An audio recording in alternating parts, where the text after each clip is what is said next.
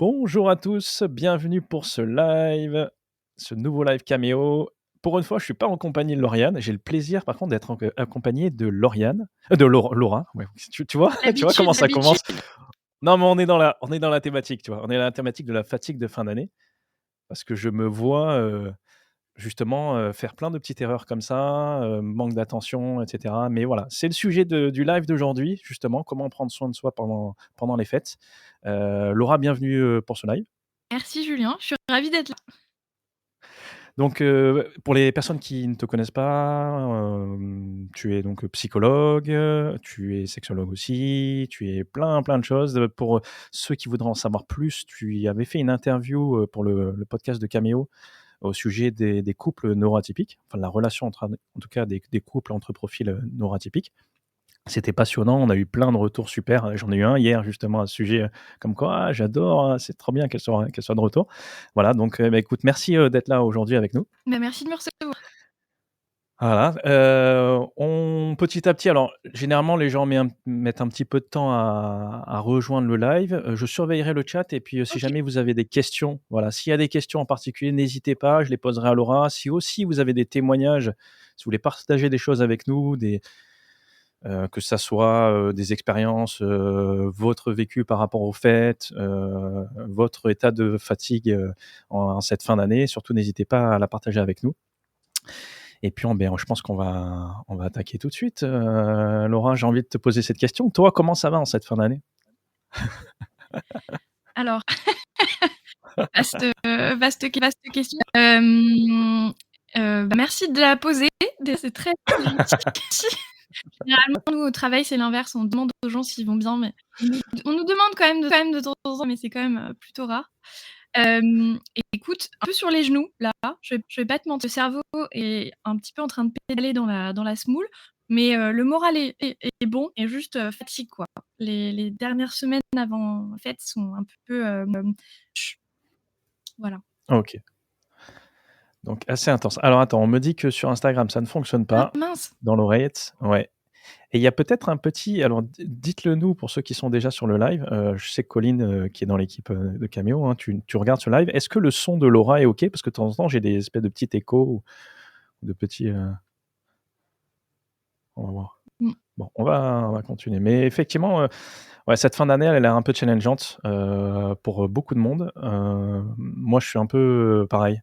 Je l'ai dit en début du live, c'est-à-dire que je suis un peu épuisé, même si j'ai envie de garder cet enthousiasme, cette passion, tu sais: «Ah, comment ça va?» et cetera. Je sens que, à l'intérieur, ça fatigue. J'ai besoin, genre, de faire une coupure. Je sais pas si c'est la période, mais en tout cas, j'ai l'impression presque que chaque année, il y a cette espèce de fatigue qui est là. Et aussi cette difficulté à récupérer en cette fin d'année, pendant cette période de Noël, Nouvel An, parce que j'ai l'impression que souvent ces vacances sont plus fatigantes qu'autre chose, en fait. Parce qu'on se pose des questions sur l'organisation, sur, acheter les cadeaux, faire en sorte que tout se passe bien, que tout le monde soit content, et cetera. Enfin, je sais pas, comment tu le vis, toi? Comment, toi, les personnes que tu suis, justement, vivent cette période? Bah, c'est un peu ce que tu décris, en fait, il y a beaucoup d'enjeux et de pression autour des fêtes de fin d'année. Que ce soit un enjeu familial que, bah, tout se passe bien si pour les personnes qui ont des enfants ou même pour les personnes qui ont pas d'enfants mais qui doivent organiser. En fait, il y a vraiment l'enjeu que tout se passe bien pour tout le monde, qu'il y ait pas trop de conflits, que ça se passe, que tout le monde soit heureux, heureuse de son cadeau. Donc il y a ce truc-là et il y a aussi un enjeu un peu personnel de: «Je vais prendre du plaisir à ce que je vais faire». Enfin, je vais passer une super nouvelle année, je une super fête de nouvel an, un super Noël. Je dois m'amuser, quoi. Il y a un peu cette injonction à se sentir, heureux, heureuse, à faire la fête, et à kiffer, pendant les fêtes, ce qui, du coup, ne survient pas forcément et qui crée du frustration et de déception aussi. Du stress en amont, Et en amont. OK, et à ce moment-là, quand tu entends tout ça, toi, comment tu qu'est-ce que tu conseilles? Qu'est-ce que tu dis? Comment tu accompagnes les personnes justement qui t'expriment ça? Bah, déjà, comme c'est ce qui revient beaucoup, c'est l'anxiété, donc on essaye un peu de réfléchir à relever l'enjeu, des fêtes. Parce qu'en fait, quand il y a un gros enjeu, il y a de stress. On essaye un petit peu de caler un peu les choses et de se dire: «Beh, c'était pas si bien que ça. Est-ce que et si ça se passait pas bien? Est-ce que ça serait si grave que ça?» On essaye un peu de retirer tout l'enjeu qu'il y a autour de ces fêtes et de réfléchir à comment est-ce que je peux faire un peu un pas de côté pour moins me prendre la tête. Pourquoi est-ce que le 24, le 25 ou le 31, je dois absolument me sentir heureuse? C'est un peu le même travail qu'on fait tout au long de l'année pour les personnes qui ont qui peuvent, par exemple, faire de la dépression ou avoir des troubles anxieux. Le souci, c'est, pourquoi je suis triste, ou pourquoi je me sens pas bien alors que je devrais me sentir bien dans ma vie qui est géniale. C'est un peu pareil en fait, c'est pourquoi est-ce que je devrais être heureuse à ce moment-là? Pourquoi je le suis? Pourquoi je l'être? Et du coup, c'est essayer de travailler sur, déjà, enlever la culpabilité. Je n'ai pas à être heureux parce qu'on a décidé, qu'il fallait que tel jour, on soit dans la joie. On peut pas choisir ses émotions. Travailler un peu là-dessus sur on choisit pas ses émotions, on vit avec, on les laisse nous traverser. C'est un peu déjà se dire: «C'est pas parce qu'il est censé y avoir une fête ce jour-là qu'on est censé aller dans ce jour-là». Au contraire, toute la passion, elle est hyper stressante. Donc enfin, normalisons ça! Ouais. Donc si j'entends bien, c'est le trop d'attentes, en fait, des attentes trop élevées Ouais, ouais. pour cette période, non seulement dans le fait de profiter, de passer des bonnes journées parce que ça doit être festif, tout doit être parfait et cetera, mais également dans le fait de: «OK, c'est aussi un moment de vacances, il faut que je me repose». Il y a cette espèce de moment où je suis censé, en fait, aller mieux après cette période, il faut que je sente un changement, quoi. Oui. Donc tu veux dire que c'est contraire, en fait, au fait de réellement, se laisser aller et puis surtout se reposer, les différents repos, qu'il peut y avoir, c'est-à-dire, physiques, mais pas que, hein, les social, et cetera, et cetera. Bah, oui, puis surtout c'est pour pas mal de personnes, c'est aussi un moment, en famille la famille, c'est tout sauf reposant, enfin et ce que je conseille souvent, c'est il vaut mieux se manquer que s'écharper.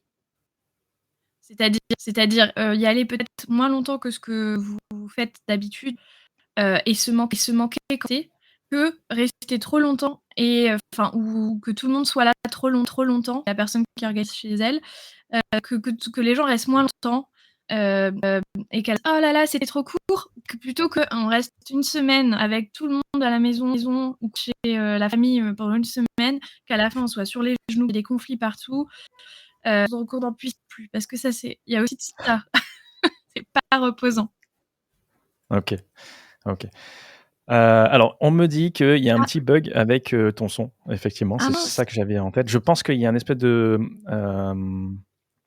soit un problème avec un filtre peut-être de ton micro qui va couper certaines fréquences pour éviter, soit, ça peut venir d'autre chose. Est-ce que tu as la possibilité peut-être de quitter, de rejoindre le live, si ça t'embête pas? Oui, ou est-ce que Ouais. je mette mon microphone de l'ordinateur? Peut-être aussi pour voir si jamais ça vient de là, comme ça au moins on a isolé le problème. OK. Là, je parle sur mon microphone d'ordinateur. Ouais Ça se et je sent?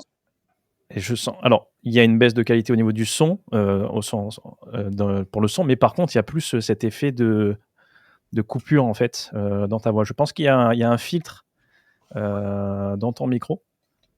Je regarde. Peut-être de temps en temps, c'est pour éviter les bruits extérieurs. Donc il y a ce filtre, mais le problème, c'est que de temps en temps, quand il est réglé, pas comme il faut, en fait, il coupe également la voix. Ouais, OK. Je vais retenter comme ça. Ah OK. OK. Est-ce que là, ça fait toujours cet effet ou pas? J'ai l'impression que c'est bon. Pour l'instant, c'est bon. OK, Le son est j'ai changé est nickel, on va de système et hésite non, c'est pareil. c'est pareil? Désolée, ça C'est pareil. micro alors du coup, je suis désolée. Non, non, mais il y a aucun souci. Est-ce que tu peux peut-être rebrancher ton micro ou, re ouais,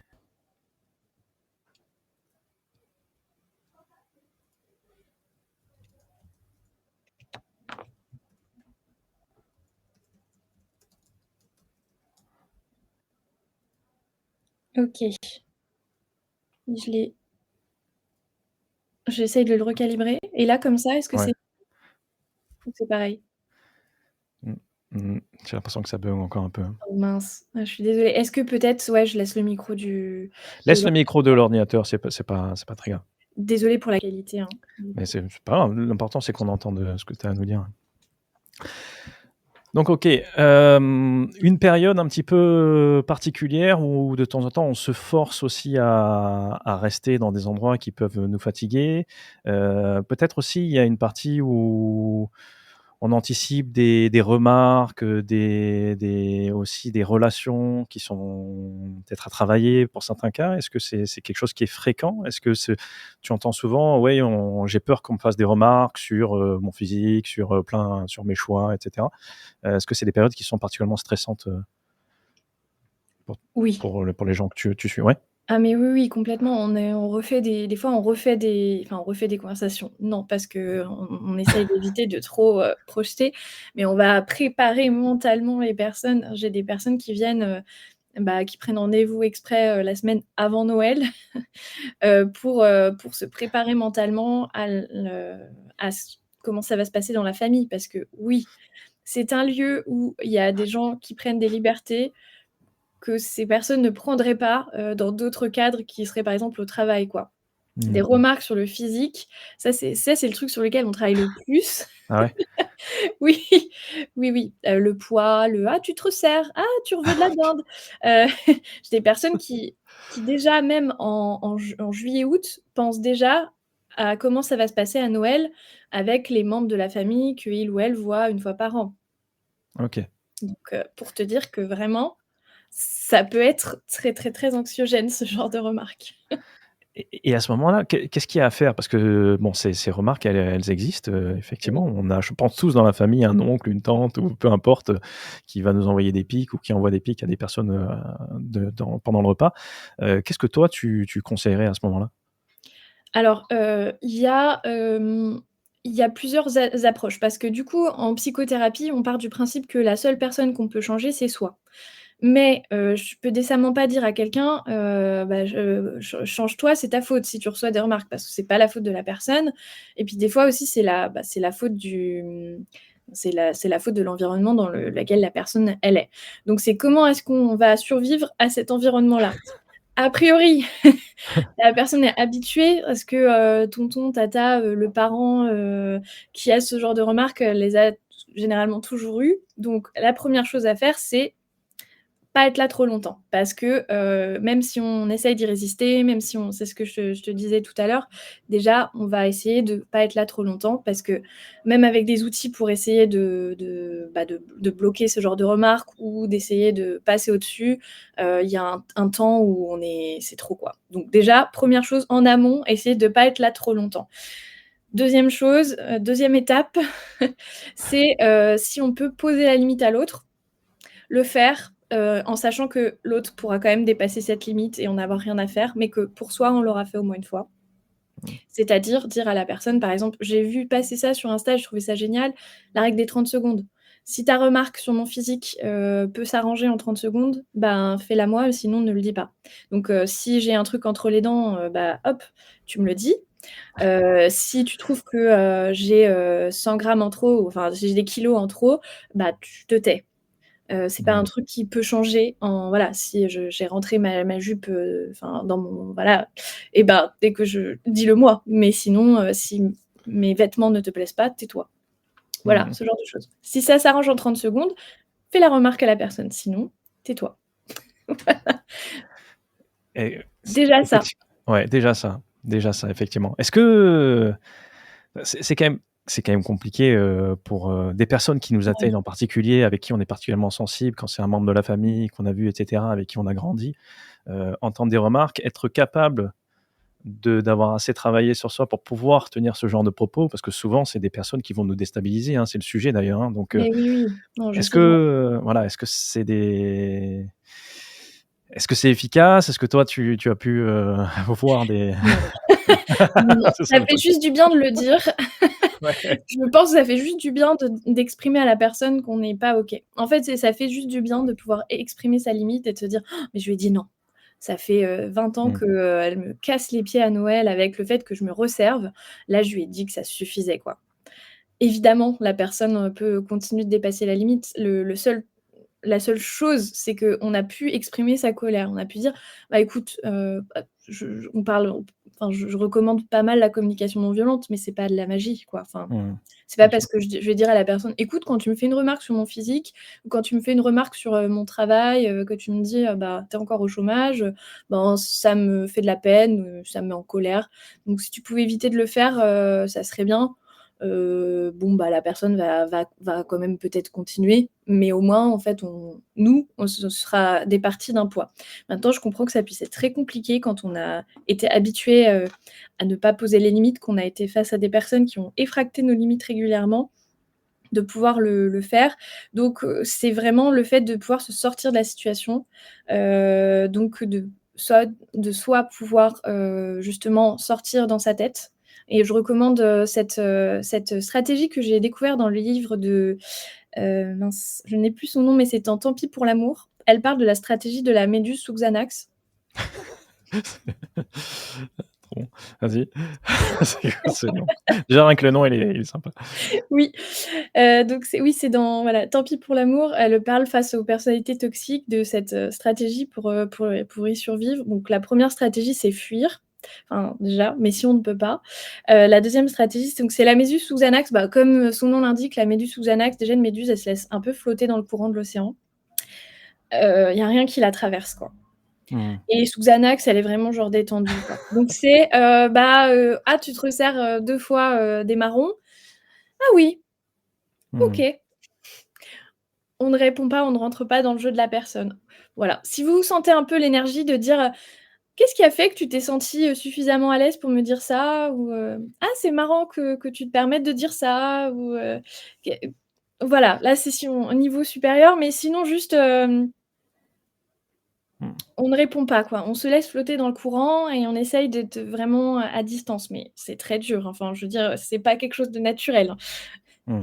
Juste histoire de c'est un kit de survie pour, 2 jours, quoi. C'est pas, je ne dis pas dans le reste de l'existence, n'écoutez pas vos émotions. C'est juste là, vous êtes obligé d'être à cet endroit-là et naturellement, vous allez peut-être dissocier ou pas naturellement, enfin, c'est OK, quoi. La dissociation, c'est pas un mal. Le dissociation, c'est le fait d'être un peu à l'écart de son corps, de si ça vous permet de survivre, à ces 2 jours de fête, enfin, let's go, quoi. C'est pas grave, enfin, Ouais, bien faites sûr. ce qu'il faut pour survivre à ça, quoi.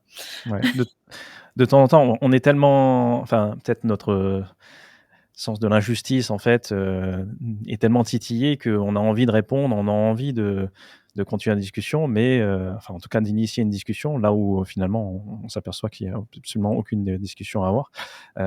Mais effectivement et certains appelleraient ça ne pas nourrir le troll, quoi. Don't feed the troll, c'est-à-dire que voilà, c'est la même chose et l'auteur, je pense, hein, tu dis-moi si je me trompe, c'est Sophie Lambda, c'est ça? Oui, voilà, merci, c'est Sophie Lambda, OK, c'est elle que je cherchais, exactement. Ouais, c'est OK. Tant pis pour l'amour, c'est hyper intéressant pour les relations avec, les relations toxiques, et cetera et elle parle notamment de cette stratégie-là. Parce que j'ai l'impression, hein, souvent que c'est pour ces relations toxiques, comme tu dis, en fait, on peut travailler que sur nous. On est la seule personne capable de changer. On peut pas changer les autres. Je Mmh. veux dire, c'est peine perdue et au contraire même, on dépense de l'énergie, une énergie dingue. Mais en fait, pour certains profils, certaines personnes qui peuvent vraiment créer un environnement toxique, la seule solution, c'est vraiment ça reste la fuite, quoi. J'ai l'impression dans certains cas. Ah, enfin, le problème qu'on a avec la fuite, c'est qu'on nous a toujours présenté ce mécanisme de survie, de la peur comme quelque chose de lâche, comme quelque chose du Mmh, coup de négatif. Alors qu'en fait, c'est la première chose, c'est tout le règne animal. mmh, C'est généralement une des premières stratégies qu'on emploie, en fait, pour survivre à un prédateur ou à une situation dangereuse. C'est la fuite, c'est la 1re façon de survivre, en fait. mmh. Après l'attaque, éventuellement, si on ne peut pas fuir et après, bah, le freeze, le mort, quoi, faire le mort. Il y en a une 4e, j'aime bien en parler, j'en reparle. C'est le faune, c'est le fait d'apaiser, la personne, d'apaiser le prédateur, la prédatrice, enfin d'apaiser l'autre en fait, d'aller Mmh. au-devant pour éviter à l'autre de partir en cacahuète. J'aime bien en parler parce que c'est hyper important. On a beaucoup de personnes qui vont, pendant les fêtes, essayer de vraiment, brosser dans le sens du poil, le tonton, la tata, problématique pour justement s'éviter, du mal-être. Il faut aussi verbaliser que c'est OK, c'est une stratégie de survie et voilà, si ça vous permet de passer des fêtes, sainement, de brosser, ce parent ou cette parente, toxiques dans le sens du poil pour éviter qu'elles vous prennent pour cible, allez-y quoi, c'est OK. Tu appelles ça comment? Alors c'est les 4 F. Ah, C'est, donc en anglais, c'est fight, flight, freeze et fawn. F-A-W-N, je crois. Le faon. d'accord. C'est, OK. apaiser, aller au-devant de l'émotion de l'autre pour l'apaiser, quoi. Ah OK. Ah intéressant, Voilà. très intéressant. C'est vrai qu'on tu disais, on a tendance à associer la fuite comme, quelque chose de lâche. Moi j'entendais, récemment pareil sur Instagram.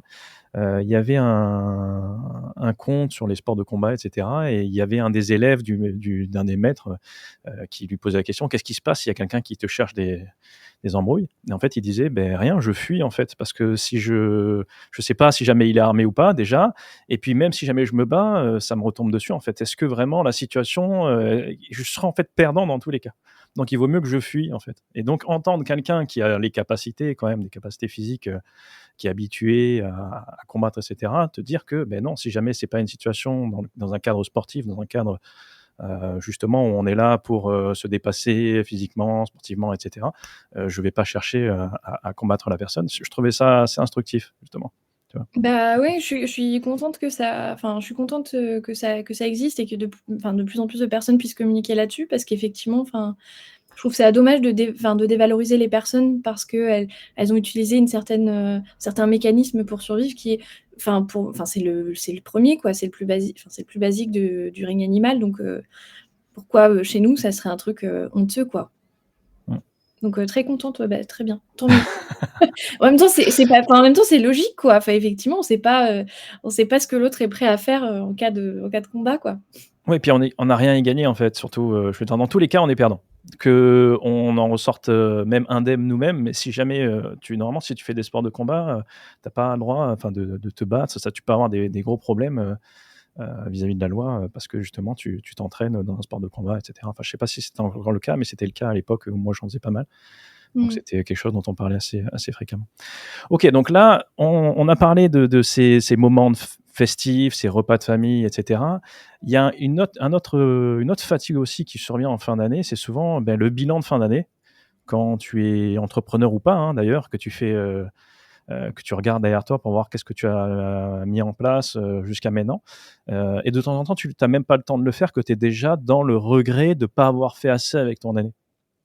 Et là, c'est le moment souvent où j'ai l'impression où c'est un peu pour moi, tu sais, un peu comme la journée où tu arrives en fin de journée et là, tu as l'impression d'avoir, pas assez profité de ta journée et donc tu te couches tard en essayant de faire des trucs, en essayant de faire des trucs au dernier moment et cetera. J'ai l'impression que de temps en temps, pour la fin de l'année, on essaye de faire pareil, en fait. On essaye, de se dire: «OK, j'aurais voulu faire plus et je vais, OK, j'écoute même pas le fait que je suis sur les rotules, je vais essayer d'en faire encore le plus possible pour me retrouver complètement claqué en début d'année prochaine.» Est-ce que c'est quelque chose qui te parle? Est-ce que tu as des expériences par rapport à tout ça? Alors, là, ça sonnait un petit peu trop près de la maison, comme disent les Anglais, les Américains. Alors alors, oui, coucou. Alors, en plus de bilan de fin d'année, l'administratif à gérer qui est voilà, on se sait. Ouais. Déjà ça. Mmh. Savoir qu'on va passer les semaines de vacances, si on se pose des semaines de vacances à cette période, à, gérer tout ça, l'administratif, on est sur quelque chose de voilà, déjà, petite base un peu, Mmh. cauchemardesque. Mais oui, en fait, plus on vieillit, plus on a l'impression que le temps passe vite. Ouais. Désolée, c'est le petit coup de sarbac. Mais non, non, mais ça m'a pas là, tu m'as touché en plein cœur, mais c'est un truc que je me dis presque toutes les semaines, tu vois? Désolée. C'est parce que notre perspective, C'est du temps, tellement elle est basée sur le fait qu'on f si on fait des nouvelles expériences, si on vit quelque chose de nouveau, du coup, le temps nous paraît passer moins vite, sauf que plus on vieillit, plus on vit des choses, il y a des patterns qu'on reconnaît, plus il y a des choses qui s'automatisent, donc du coup, plus on a l'impression que le temps passe vite. Je le vois avec mes patients-patientes, je travaille beaucoup je travaille avec ce qu'on appelle les lignes du temps, donc je travaille vraiment sur le et il y a des moments où ça s'étire, quoi. Il y a des gens qui me disent: «Ah bah, les 4 dernières années, c'était un tunnel, donc j'en sais rien». mmh. Donc il y a cet effet un peu tunnel Tellement. et du coup, bah, oui, forcément, donc bah, si on a un tunnel sur 4 ans, sur une année, tu imagines? Ouais. Comme, on a l'effet tunnel et du coup, oui, on arrive à janvier, on se dit: «Oh, mais c'est déjà janvier», mais on était janvier il y a 3 semaines. Mmh. Et en Exactement. 2024, début 2024, il y a 3 semaines, moi je voulais faire ça, ça, ça, ça, ça. Déjà peut-être faire une liste, enfin moi c'est ce que je fais, tous les ans, c'est la lis plutôt que de faire la liste de ce que j'ai envie de faire et tout ce qui me reste à faire, peut-être faire la liste déjà de tout ce que j'ai fait cette année. Mmh. Parce que finalement, en faisant cette liste-là, on va se dire: «Non mais attends, j'ai fait plein de trucs en fait. Oui, j'ai pas fait ce truc-là que je m'étais prévu, mais j'ai quand même fait plein de trucs, Mmh. mine de rien». Donc déjà peut-être commencer par la checklist inversée. Ouais. Je dirais, enfin moi c'est personnellement c'est ce que je fais pour me déjà, voilà calme-toi. J'aime bien faire un truc, ça je le fais avec mes patients, patientes, alors c'est pas à chaque fois, mais j'aime bien faire un petit, un petit débrief de l'année, enfin un petit, un souvenir par mois, OK. Ah. de cette année. Pas forcément positif ou négatif, hein, juste, chaque mois de l'année, un souvenir et Un puis je le moment qui a raconte. compté en particulier, Ouais, OK. bah, en janvier un souvenir, février un souvenir, enfin D'accord. voilà, chaque mois de l'année, un souvenir de chaque mois.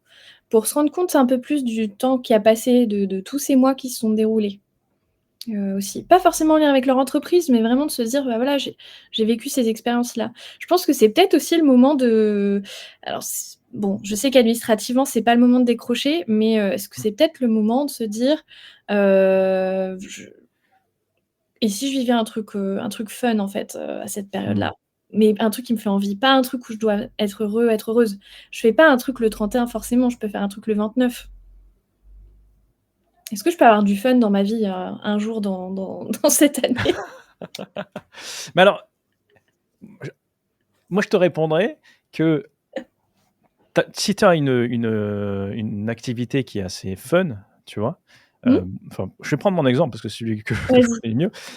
Je prends beaucoup de plaisir à travailler sur Cameo, même si c'est très intense et qu'il faut avoir quand même, faut être assez solide parce qu'il y a beaucoup de remises en question et cetera. C'est pas évident. Je prends quand même beaucoup de plaisir, mais justement, en fait, c'est pas que j'attends du fun en particulier, mais je me dis: «Il faut que je me repose», tu vois? Il y a une espèce d'injonction très forte de: «OK, la fin d'année, il faut que je me repose», ou de temps en temps, je me dis, «OK, je vais prendre un petit peu de temps, je vais peut-être prendre une semaine et demie, mais tiens, le soir, une fois que tout le monde est couché, je vais travailler», quoi. Tu vois? Mmh. Oui, Tiens, je connais. je suis déjà en train de penser à ça quand même, tu vois? Oui, parce que tu fais une activité qui te plaît, bah, après enfin je fais une activité qui me plaît, hein, mais le Mmh. problème c'est le problème du métier passion, hein. C'est le Ouais. piège du métier passion, même pas Mmh. c'est pas un problème, c'est un piège. Parce que du coup, on a l'impression que c'est pas du travail.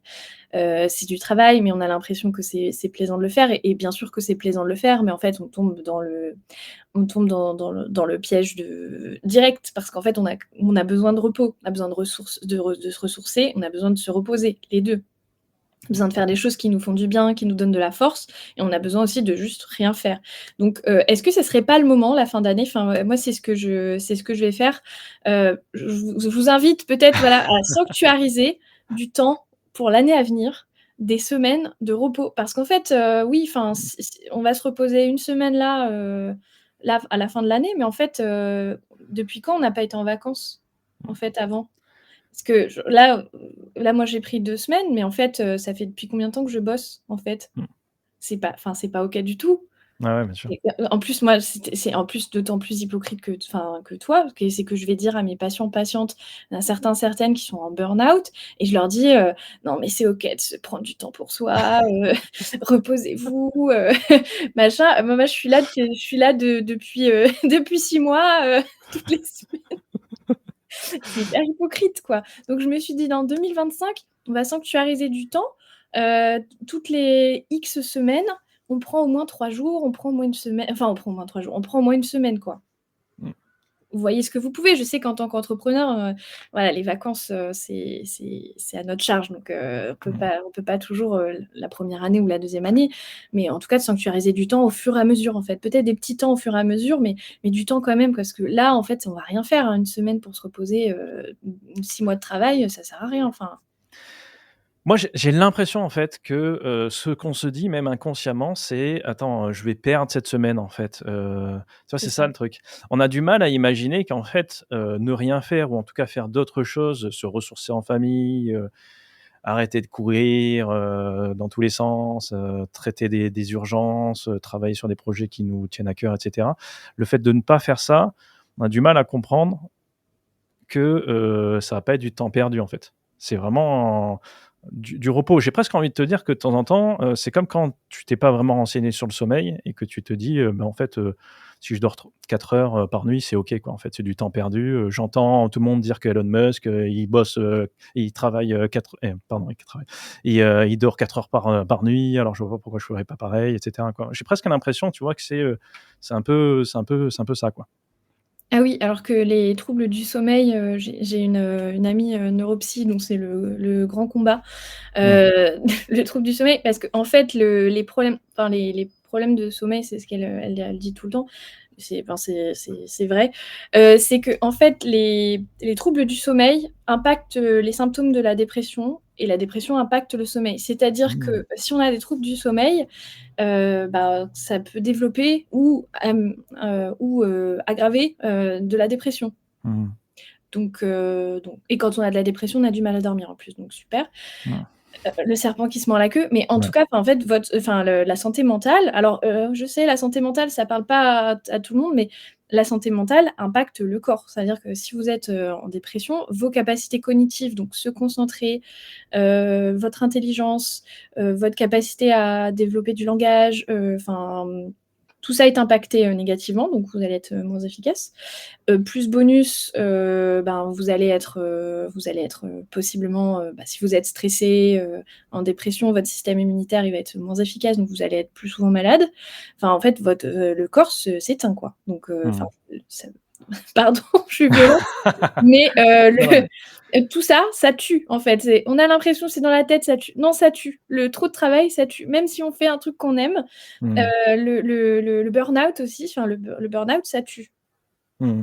Voilà, je suis désolée, j'essaie de le dire joyeusement et cetera, mais je pense que c'est hyper important qu'on passe le message que, Ouais. la santé de la tête, c'est la santé du corps aussi et en fait, un corps, on n'en a qu'un et si on se crame des neurones, même sur quelque chose qu'on aime, on les crame quand même, en fait, quoi, donc même si notre corps, peut supporter, beaucoup de choses et c'est très bien, pourquoi lui faire, supporter des choses, qu'on n'est pas obligé de lui faire supporter, en fait? Mmh. Ça va juste lui faire du mal et c'est pas la peine.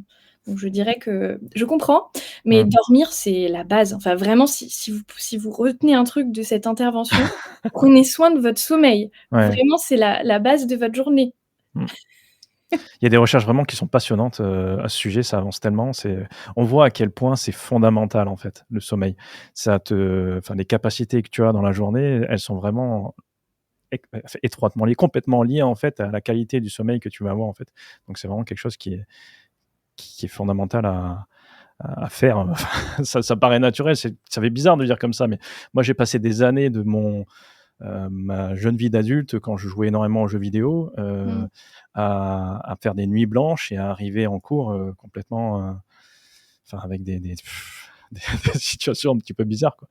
Donc je sais ce que c'est et j'ai vu la différence finalement de performance, enfin en tout cas de capacité que tu peux avoir entre, tu as passé une bonne nuit ou tu as absolument pas dormi ou mal dormi, quoi.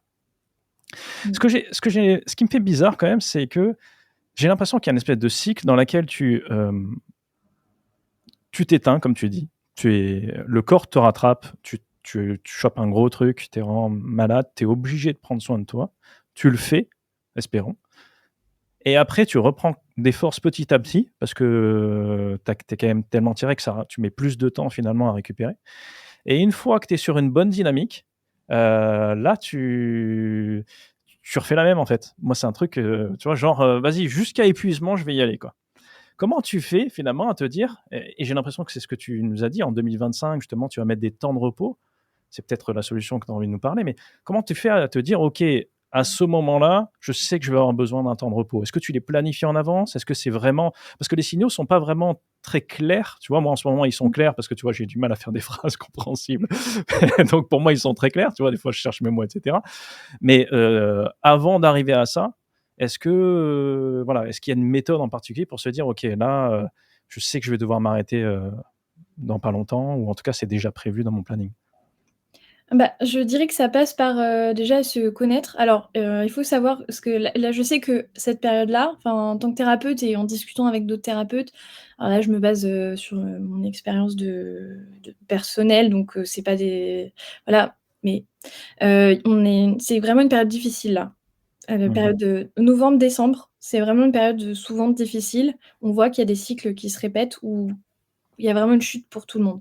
Donc la dépression saisonnière, c'est dans le DSM-5, la CIM-10, la bible des psychiatres, c'est un vrai truc. Donc je pense déjà Mmh. qu'il y a ça. Déjà être conscient, consciente que peut-être qu'on est un peu sujet, enfin qu'on est peut-être sujet, peut-être tout court, à ce qu'on appelle la dépression saisonnière. C'est normal, il y a moins de soleil, on se lève le matin, il fait nuit, le soir on va se coucher, il fait nuit. Le corps est bah, il doit se réhabituer au froid, il doit supporter, pas mal de choses au niveau, immunitaire, donc on est un peu moins bien. Donc Mmh. déjà peut-être se dire: «Je sais qu'à cette période-là, généralement, je vais pas aller bien». Après on a chacun des patterns. On a par exemple des dates anniversaires et là je parle pas des anniversaires forcément, très joyeux, mais bon, je Mmh. travaille pas mal avec des personnes qui ont vécu des traumas, mais en fait dans une vie, on va tous vivre, même hors des trucs, graves que vous pouvez vous imaginer quand je parle de trauma. On peut vivre des deuils, des choses comme ça, on a vécu peut-être des licenciements, enfin des choses qui nous ont vraiment impactés, des ruptures, enfin des choses comme ça et on sait que c'est à certaines périodes de l'année. Enfin, on sait que voilà, à l'approche je sais pas, février, bah, on s'était fait larguer à la Saint-Valentin, on va pas très bien. On sait Mmh. qu'on a des périodes où il va y avoir des dates anniversaires qui vont être difficiles Mmh. pour nous. Pourquoi ne pas se prendre du temps à ce moment-là, en fait? Pour cocooner, pour être dans le petit nid. Donc déjà, ça passe aussi par se connaître et se rendre compte de ses patterns. Peut-être, réfléchissez enfin, se poser devant son calendrier et se dire: «OK, à cette période-là, généralement, je vais pas très bien. Si je me prenais un temps pour moi, que je partais en vacances à ce moment-là». Je sais pas si ça te parle, Julien, Non, non, mais c'est super intéressant. Est-ce que tu veux dire que ces traumas, ils sont pas forcément conscients, c'est peut-être des choses inconscientes de temps en temps, dans lesquelles tu vis une période et tu sais pas vraiment pourquoi et de temps en temps, en faisant ce travail, accompagné justement, tu peux te rendre compte que: «Ah ouais, c'est une période en fait qui avait été particulièrement intense ou dans laquelle j'ai vécu un trauma». Est-ce que c'est des choses conscientes ou de temps en temps inconscientes? bah, il y a des choses qui sont de temps en temps, enfin, ça peut totalement être inconscient. Bah, au contraire, des fois, il y a pas mal de déni autour de ce genre d'événement. Mais, des fois, la personne, même sans faire le lien avec quelque chose et c'est pas forcément ce qu'on demande, elle peut se rendre compte qu'effectivement, il y a des périodes de l'année, par exemple, à l'approche de l'été, il y a des personnes qui se sentent, pas très bien. Mmh. Les vacances d'été, enfin, après voilà, il y a des grandes tendances que je vois. Il y a, les fêtes de fin d'année, la nouvelle année et les vacances d'été. C'est vraiment les 2 phases un peu, compliquées généralement. Parce que, bah, des fois, il y a des personnes qui peuvent pas partir, surtout quand on vient de lancer son entreprise Mmh. ou qu'on galère un peu, on peut pas se permettre de s'offrir des vacances et du coup, bah, on voit tout le monde qui s'en va et on se sent pas bien, on se sent seul, donc ça peut être des moments un peu difficiles ces périodes-là. Donc mais on s'en rend compte, on n'est pas obligé de mettre une étiquette dessus, mais c'est important de se rendre compte que, bah, il y a des périodes où ça va pas bien et je pense que c'est important de poser du temps, même si vous avez peut-être pas les moyens de partir, prendre quand même un temps de repos, même quitte à jouer aux jeux vidéo à la maison. Enfin, moi, je sais que je pose du temps, des fois, c'est pour jouer aux jeux vidéo, enfin, c'est pas pour aller partir, à Cancun, dorer Mmh. la pilule au soleil, enfin, j voilà. Ouais, ouais. Mais même d'ailleurs quand tu pars, en voyage, tout ça, j'avais vu une vidéo d'un psychologue qui parlait du fait que, justement, il y avait tellement d'attentes de temps en temps quand tu partais en voyage que tu profitais même pas du voyage, en fait. C'est: «Ah, il faut que je fasse ça, il faut que je fasse un maximum. Là, c'est mes vacances, il faut que j'en profite un max. Je pars pas tous les ans, en tout cas pas toutes les vacances, et donc si je pars en voyage, il faut que ça soit un voyage absolument extraordinaire, quoi». C'est-à-dire, et encore, j'ai l'impression qu'on en revient à ces attentes qui sont tellement lourdes qu'en fait, on n'arrive même pas à profiter finalement de l'instant, quoi. On n'arrive même pas à se reposer parce que, on est toujours, en train de se dire, «J'en fais pas assez, c'est pas assez, plus», quoi. Ouais, on est toujours dans l'avenir, en fait et on n'est pas Ouais, dans le présent. ouais, c'est ça. Et du coup, je recommanderais peut-être plutôt de se centrer sur d'être plutôt dans ce qu'on appelle de l'ancrage, c'est-à-dire, Mmh. s'ancrer dans le présent. Alors, la méditation, j'ai rien contre, mais je sais que, pour des profils, enfin, je sais que moi, par exemple, avec le TDAH, la méditation, ça me fait vriller. Ouais. C'est pas possible. C'est pas possible. Il faut que je OK. fasse un truc et du coup, la méditation, ça va me faire, avoir des pensées anxieuses et tout, pas la peine. Donc OK. pas forcément une recommandation. Ou alors en faisant un truc quoi, vous méditez, vous faites un exercice de méditation en faisant la vaisselle ou en allant Mmh. courir ou enfin voilà, en faisant un truc. Mais je recommanderais plutôt du coup des exercices d'ancrage, c'est-à-dire, priorité à bouger le corps. Donc ça veut dire que quand je commence à être trop dans la projection, je reviens là maintenant dans le présent. Donc je vais courir sur place, je vais sauter, je vais, peut-être essayer de me concentrer sur mes 5 sens. Qu'est-ce que je sens? Qu'est-ce que j'entends? Qu'est-ce que je touche avec mes mains? Quelles couleurs je vois autour de moi? D'essayer un peu de revenir maintenant. Parce qu'effectivement, si vous avez des attentes, vous allez avoir des déceptions, vous allez mettre de l'enjeu sur des choses où il y a pas. On va se retrouver avec des gens qui ont de l'anxiété de performance sur des choses qui sont censées leur faire plaisir, en fait. Mmh. Vous avez de l'anxiété de performance sur vos chiffres, d'entreprise ou voilà, je comprends. Mais là, si vous avez de l'anxiété de performance sur vos vacances, c'est quand même dommage, quoi. Ou Mmh. sur Noël ou sur, votre mariage ou enfin toutes ces choses-là où on est censé à date fixe, passer un bon moment. Du coup, finalement, on n'est pas là, en fait, on Ouais. déconnecte et on en oublie le moment présent. En fait, la vie, c'est maintenant.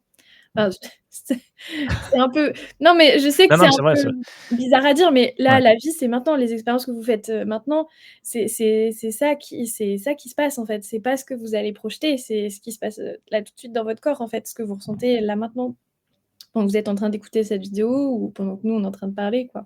Mmh. Parce que le danger, en fait, c'est d'être constamment de vivre dans le futur, en fait.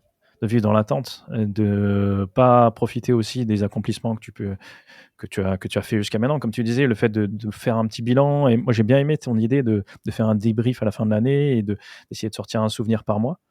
Heu, Ça te montre vraiment, ça te réancre finalement dans: «OK, il y a des choses qui se sont passées et je peux en profiter et je peux vraiment savourer finalement tout le chemin que j'ai accompli jusqu'à maintenant, quoi».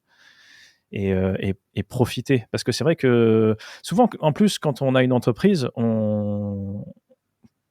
enfin, moi, j'estime que c'est fondamental d'avoir une vision quand tu as une entreprise, de vraiment te dire: «OK, j'ai envie d'aller là». Mais le piège, j'ai l'impression, c'est de rester bloqué dans cette vision. Se dire: «OK, tant que Mmh. j'ai pas atteint cette espèce d'idéal, je pourrai jamais me reposer, en fait.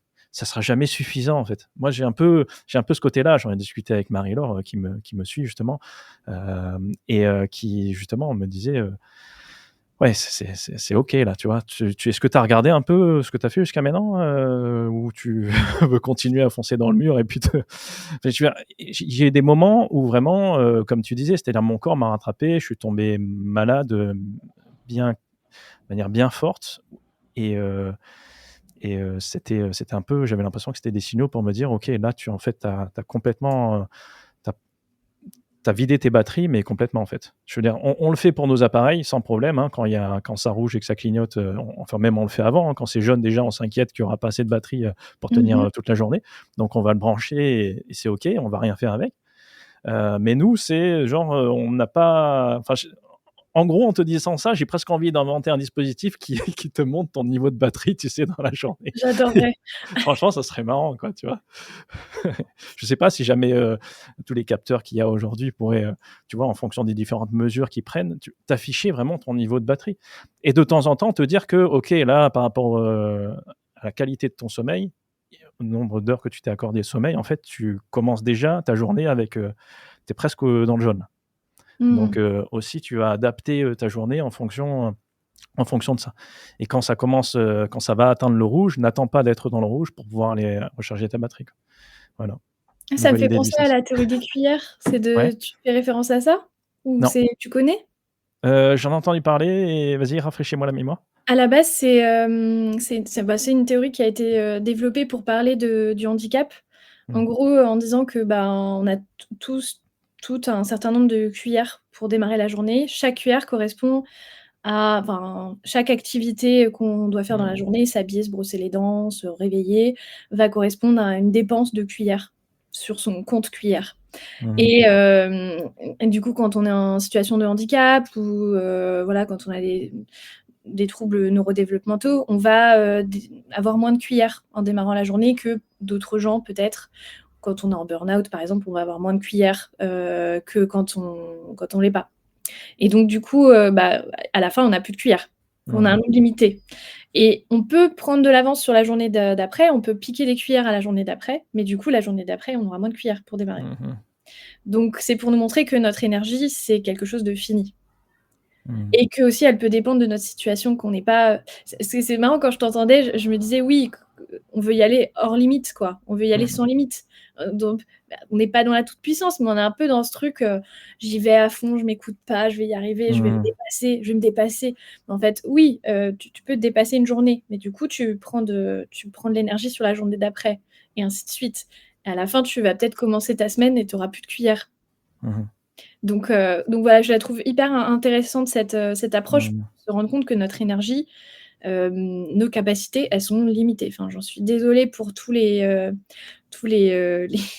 je vois des coachs sportifs des fois qui sont là genre: «Dépasse tes limites, Ouais. va jusqu'au bout, tu peux aller machin, plus loin, plus fort». Mmh. Oui, oui, tu peux aller jusqu'à te démonter, l'épaule, vas-y, si Mmh. tu veux, moi je te regarde. Ça, c'est tellement fréquent quand tu reprends le sport. Moi, ça m'arrive tout le temps, tu vois? Ça m'est arrivé plusieurs fois et jusqu'à ce que ça me donne la leçon en me disant: «OK, en fait, quand tu fais la reprise, si tu veux continuer et que ce soit pas juste une seule fois où tu as repris ou à la limite une semaine, tu es retourné au sport, commence doucement et petit à petit, tu montes en niveau». Mais c'est tellement fréquent finalement de se dire: «OK, je vais y aller fond la caisse, j'ai envie, j'ai envie, j'ai envie» et puis en fait, il y a même plus cette notion. Moi, j'ai l'impression aussi qu'il y a tellement cette recherche de performance, qu'en plus, il y a plus de plaisir après, non plus. Mmh. Tu vois? On zappe complètement la notion de plaisir. Le fait qu'il y ait plus cette notion de plaisir non plus, parce qu'il y a cette recherche de performance a un impact sur, notre niveau d'énergie.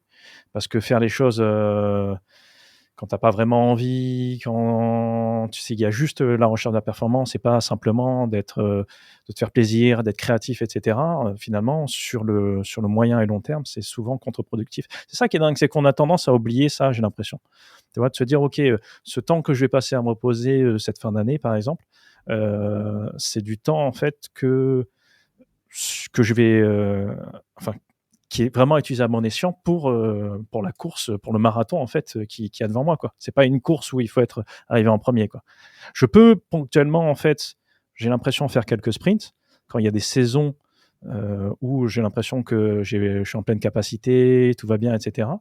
Mais il y a des saisons, moi c'est ça que je me dis de temps en temps, quand je vois qu'il y a ces signaux-là, je me dis: «OK, j'ai l'impression qu'il faut que je me replie un peu et que je prenne soin de moi». Aujourd'hui, c'est vraiment ça que je me dis, c'est, OK, on va y aller doucement, étant donné que je vois que je bafouille un peu comme quand je parle, que c'est pas très clair et cetera, que de temps en temps mon humeur, change, parce que je suis fatigué et cetera. OK, c'est peut-être des moments où j'ai besoin de me retrouver un peu, de prendre soin de moi, de faire des choses, voilà, juste, comme tu dis, vraiment fun. Tu vois? Effectivement, c'est peut-être le mot, c'est genre juste pour le fun, en fait. Il y a pas de recherche de performance ou quoi que ce soit.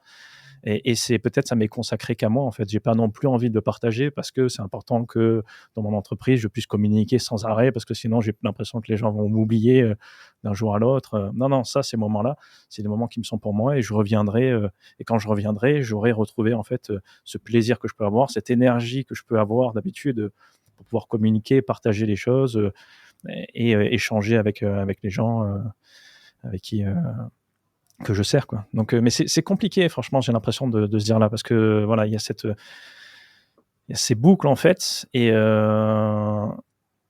j'ai l'impression qu'avec l'âge un peu on s'assagit, on a tendance à mieux écouter les signaux. Peut-être aussi, je sais pas, alors moi je suis plus plus Obligé. âgé que toi, hein, donc moi en tout cas je pars par connaissance de cause. Voilà, exactement, c'est qu'on est obligé un peu. Parce que j'ai Mmh. plus la même énergie. Bah oui, c'est normal. J'ai plus la même énergie que quand j'avais 20 ans. Tu vois, quand je dormais 4 heures, quand je faisais une nuit blanche, comme je te disais, je te racontais que j'avais 20 ans, Oui, c'est ça. bon, ça allait quoi, tu vois? C'est un peu comme quand tu bois trop. Moi, je buvais pas du tout, donc j'avais pas ce problème-là, mais hem, on récupère très rapidement, un peu comme un enfant, les enfants récupèrent à une vitesse, incroyable. J'avais lu que leur récupération était presque du niveau d'un sportif de haut niveau et je comprends, tu vois? Maintenant que j'ai 2 petits 2 enfants en bas âge, des fois je me dis: «OK, elle vient de dormir 15 minutes, moi je suis c'est mais par contre je vais m'en prendre plein la gueule pendant des heures». Enfin, voilà. Je sais pas si toi, c'est des choses, enfin voilà, c'est Bah, c'est ça, je trouve ça est-ce que très c'est bien ouais. qu'on se rende compte que notre corps est limité.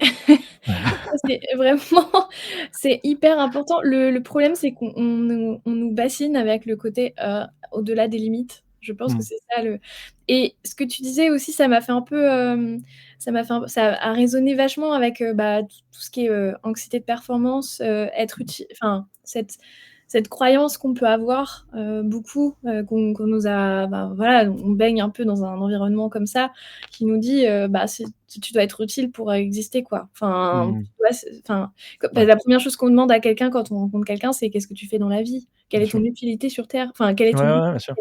Qu'est-ce que tu Mmh. fais pour faire Ouais. avancer le monde?» et Mmh. souvent les trucs qui reviennent avec mes patients, patientes, qui se sentent pas bien au travail, c'est: «Bah, ça n'a pas de sens, ça n'est pas utile, je ne suis pas utile, au monde, ou je ne suis pas utile même à mon entreprise, ou je suis pas utile».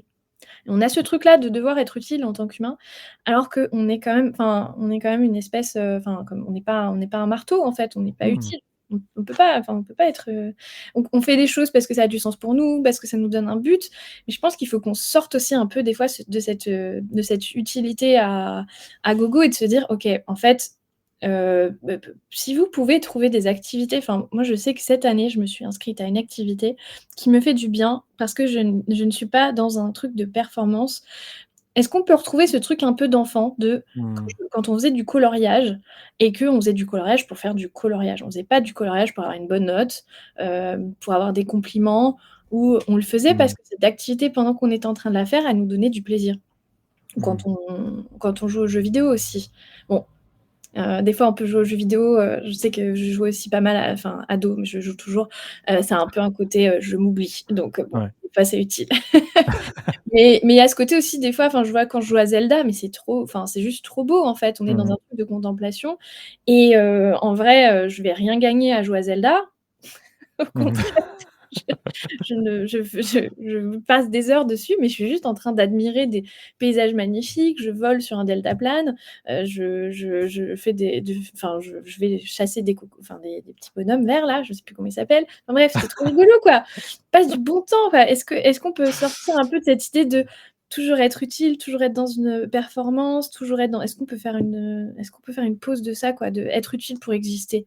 Est-ce qu'on Mmh. pourrait juste, exister pour exister? Mmh. C'est vraiment, vraiment intéressant ce que tu me partages parce que moi, j'ai entendu beaucoup d'entrepreneurs, sur YouTube dire, «En fait, si vous êtes inutile, en fait, vous aurez pas de clients, vous servirez à rien, vous réussirez pas dans la vie» et cetera. Il y a cette notion de il faut que tu sois utile, quoi. Si tu n'as pas d'utilité sur cette planète, tu ne réussiras pas, en fait. C'est vrai. C'est vraiment très lié à ça. Il faut presque que tu sois, genre, on puisse pas se passer de toi et c'est là où vraiment tu as du succès parce que tu es genre, tu vois, là, tu es et ouais, je le comprends tout à fait et c'est marrant ce que tu dis parce que quand j'ai connu les 2 dans un travail que je faisais, j'avais un directeur, le premier directeur que j'avais, c'était: «OK, faites-vous plaisir aujourd'hui, faites-vous plaisir». On est des périodes de Noël, je travaille dans un magasin quand même, hein. Faites-vous Mmh. plaisir, passez une bonne journée, c'est le principal. Allez, go. Là, vraiment, tu vois, on se faisait plaisir, on prenait le temps qu'on voulait avec les clients, c'était un vrai plaisir et j'ai eu l'inverse complet en disant: «Il faut, alors on va regarder les stats, de la semaine dernière. OK, là, vous avez vu qu'on n'est pas très performant sur ça, aujourd'hui, il va vraiment falloir être super efficace. En plus, on a Mmh. eu des vols, donc surveillez bien» et cetera. Il y avait plus du tout cette notion de plaisir qui était complètement partie et à ce moment-là, bon, ça a mis du temps, mais à ce moment-là, il y a eu une espèce de vague de départ, de dépression, de burn-out parce que c'était hyper, contraignant en fait, c'était hyper lourd en fait comme ambiance et je fais le parallèle aussi avec l'enfance comme tu dis. C'est-à-dire que quand tu es enfant, tu fais pas les choses parce qu'il y a des attentes, parce qu'il faut que tu fasses une performance. Tu fais ça parce que ça te f juste tu prends plaisir à le faire, quoi. Tu vois? Tu as envie tout d'un coup, tu te poses pas la question: «Alors attends, aujourd'hui j'ai un truc à faire, faut vraiment que j'apprenne ça, c'est super important pour machin». Non, non, tu prends une feuille et tu dessines, quoi. Tu as envie de chanter, tu chantes, tu as envie de danser, tu danses et cetera, quoi. Tu vois? Et je sais pas si jamais c'est une déformation par rapport à ce moment-là de ma vie, mais c'est vrai que quand j'amène ma petite à l'école, c'est, OK, amuse-toi bien, quoi. S'il y a pas, «Ah, il faut que tu apprennes des trucs, il faut vraiment que tu montes en compétence parce qu'il faut vraiment que tu aies, un maximum de réussite dans la vie», tu vois? C'est important quand même que tu Mmh. sois la meilleure, tu vois? Et cetera, comme on peut, évidemment que j'ai envie qu'elle réussisse, évidemment que j'ai envie qu'elle soit épanouie et cetera dans la vie, mais j'ai surtout envie qu'elles s'amusent parce que j'ai vu la différence aussi par rapport aux gens que je croise, par rapport à leur bien-être. Heu, tous les entrepreneurs finalement que j'ai pu interviewer, et qui étaient vraiment voilà, qui avaient des environnements qui étaient vraiment sains, m'ont tous dit, «En fait, je prends plaisir et je connais mes limites aussi». C'est-à-dire que, en fait, j'ai pas envie de m'étendre, dans une autre ville, et puis j'ai pas envie de faire ça. Il y a des choses que j'ai pas envie, même si ça paye bien, j'ai pas envie, et surtout j'ai envie de me faire plaisir et j'ai envie de me faire plaisir avec mes équipes, quoi. À chaque fois, c'est revenu, à chaque fois. Et Mais c'est pourtant super important. mais ce qui est marrant, c'est qu'en plus, ces personnes-là, c'est des gens qui sont vraiment qu'on peut considérer en réussite. Enfin, en tout cas, selon les critères, tu vois, de la société actuelle. Je veux dire, c'est des gens qui ont des très belles entreprises, tu vois?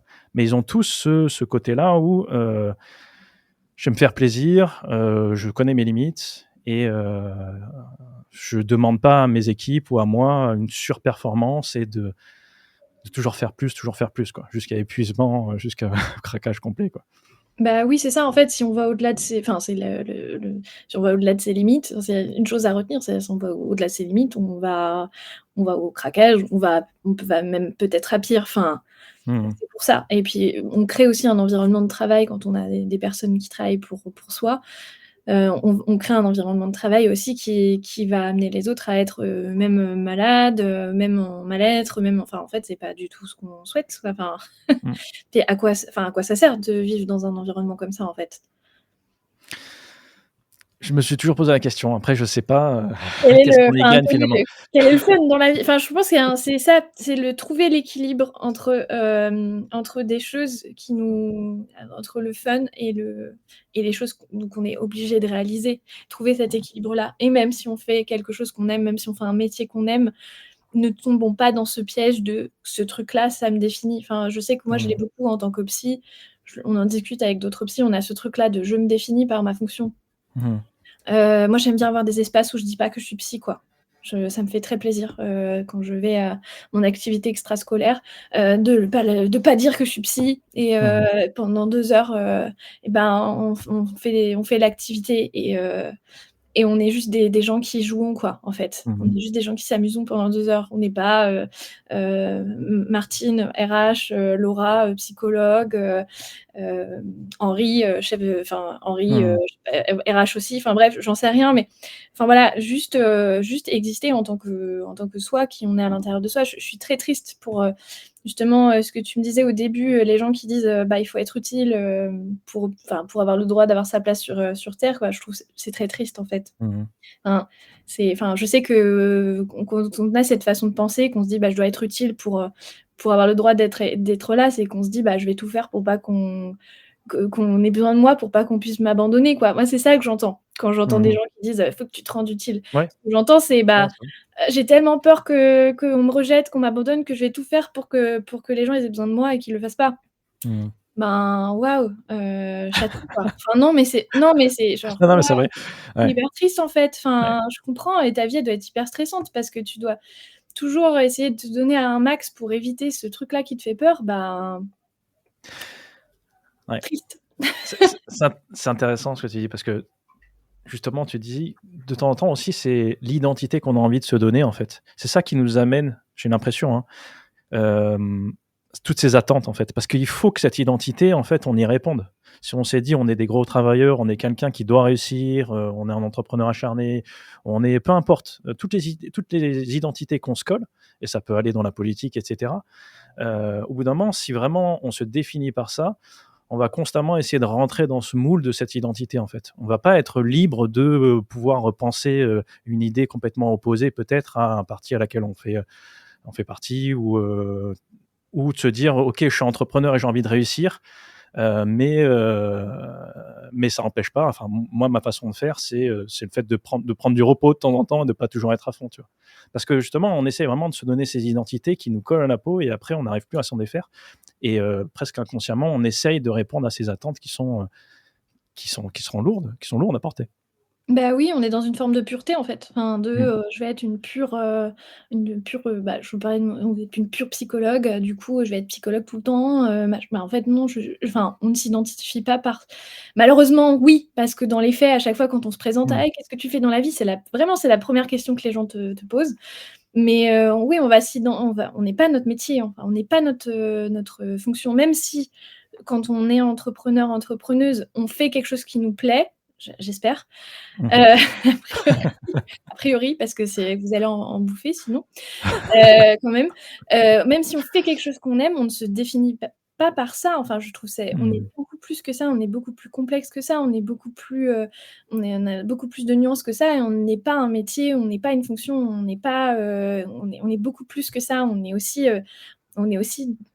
l'enfant de 5 ans qu'on a été à un Mmh. moment donné, qui coloriait ou qui jouait aux jeux vidéo.